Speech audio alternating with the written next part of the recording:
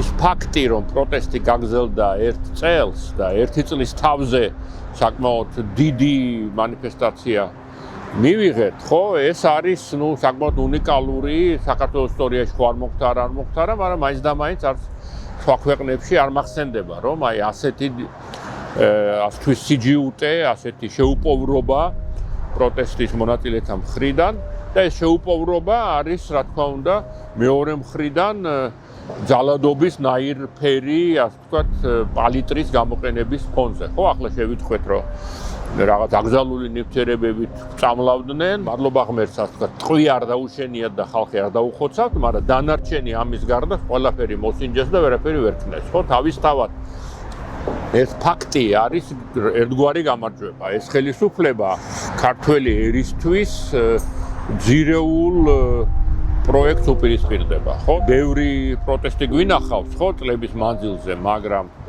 აი ეს მაინც უნიკალურია და სწორედ ამიტომ, ხო, რომ ამ ხელისუფლებამ გადაუხვია იმ გზას, რომელზეც მივდივართ, რა ვიცი, 200 წელია შეიძლება, 150 წელია, თერგდალეულებიდან თუ დავითვლით, ხო?